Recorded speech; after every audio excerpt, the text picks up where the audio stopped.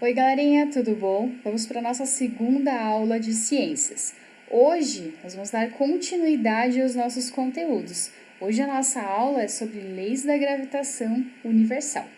Dentro dessas leis da gravitação universal, nós vamos dividir em dois tópicos: as leis de Kepler e as leis da gravitação universal proposta por Newton. Vamos lá? Kepler, gente, ele era um alemão. Ele viveu entre 1571 e 1630. Ele trabalhou com o Tycho. Lembra aquele que falou do modelo híbrido, que não aceitava nem o modelo heliocêntrico e nem o geocêntrico, que ele tentou juntar os modelos para formular o dele, mas que posteriormente não foi aceito, não estava muito legal, não estava muito de acordo com o que é os princípios das teorias do nosso sistema solar? Então, foi nessa época que ele trabalhou. Ele permitiu, com toda a pesquisa posteriormente, tornar o modelo heliocêntrico mais simples e preciso. Ele veio com alguns cálculos, com algumas teorias que tornou o heliocêntrico mais preciso, mais aceito pela sociedade, certo? Dentro dele nós temos três leis. A primeira lei, ela é chamada de lei das órbitas. Essa lei das órbitas, ela fala assim: os planetas descrevem uma órbita elíptica, ela não é circular, ela é elíptica. E o Sol está em um dos focos dessa elipse. Então, olha aqui, ó, eu tenho o Sol de um lado e eu tenho o planeta do outro. O Sol, gente, é um dos focos. O que acontece?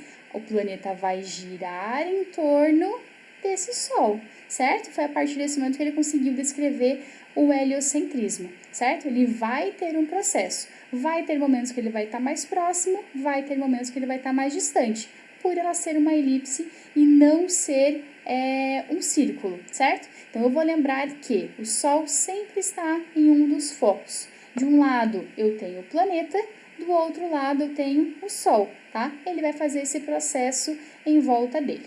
Tranquilo? Que hoje chamamos de translação. A primeira teoria, nós temos um exercício. Então, ele fala assim, ó: de acordo com a primeira lei de Kepler, as órbitas dos planetas que se movem ao redor do Sol são elípticas ou circulares, ou hiperbólicas, tá? Eu sei que elas são elípticas, então eu fico entre a A e a B. Com grande excentricidade ou com o Sol em um dos seus focos? Essa é fácil, tá? Então, sempre que falarem a primeira lei de Kepler, eu sempre vou lembrar que o Sol está em um dos seus focos. Tranquilo? A segunda lei de Kepler, ela fala das leis das áreas. O segmento de reta que une o Sol a determinado planeta cobre áreas iguais em tempos iguais. Professora, mas tem momentos que ela está mais distante, mas ela está mais estreita, certo? Tem momentos que ela está mais próxima do Sol, ela está mais longe uma da outra. Pode ver que aqui ela está mais longe, aqui ela está mais perto. Aqui mais distante, aqui mais perto. Se eu for calcular essa área em azul, gente, ela vai ter a mesma área do lado A2 que a do lado A1. O tempo que ele vai percorrer essa distância do A1 vai ser igual à distância do A2.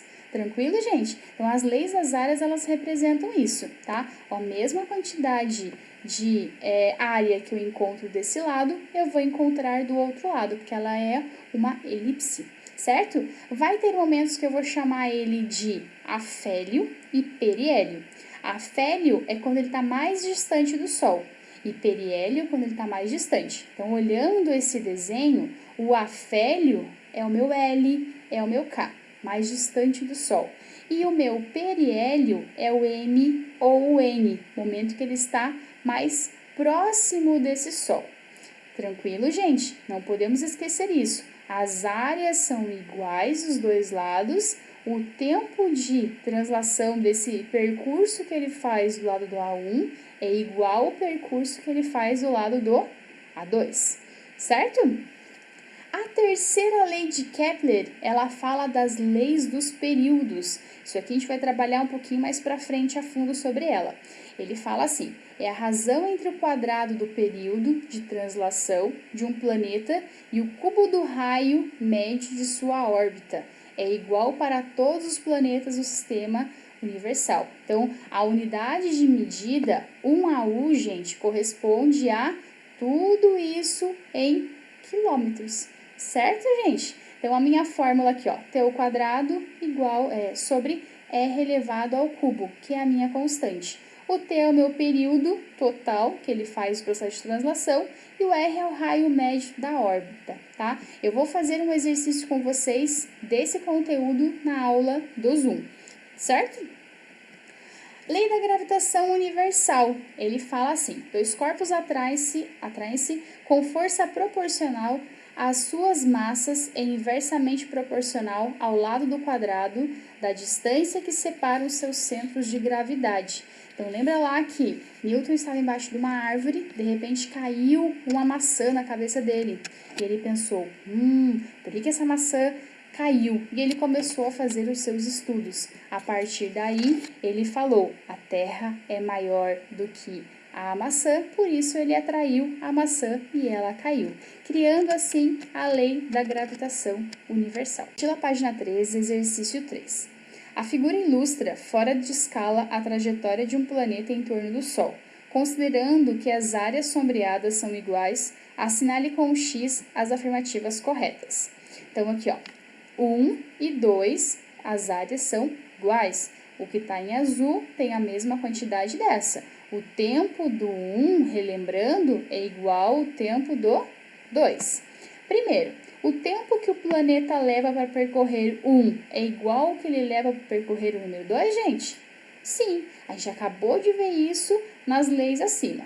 2. O tempo que o planeta leva para percorrer 1 é menor do que o outro? Se eles são iguais, essa aqui está errada por causa do menor. 3. O tempo que o planeta leva para percorrer o arco 1 é maior do que o arco 2? Errada, ela é igual. A velocidade média dos planetas para percorrer o arco 1 é igual à velocidade média dele percorrer o arco 2? Vamos esperar para ver. A velocidade média do planeta para percorrer o arco 1 é menor que a velocidade média dele para percorrer o arco 2? Vamos pensar. E a 3. A velocidade média do planeta para percorrer o arco 1 é maior que a velocidade média para percorrer o arco 2. Qual das 3 estão corretas, gente?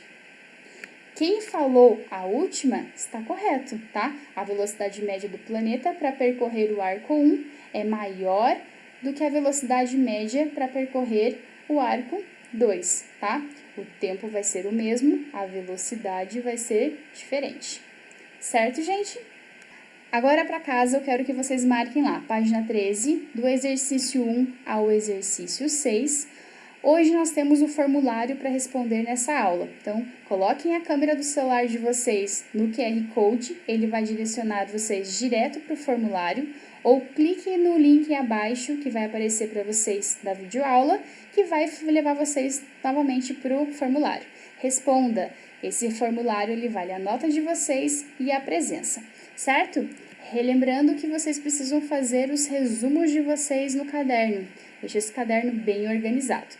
Certo, gente? Até a nossa aula do Zoom. Tchau, tchau.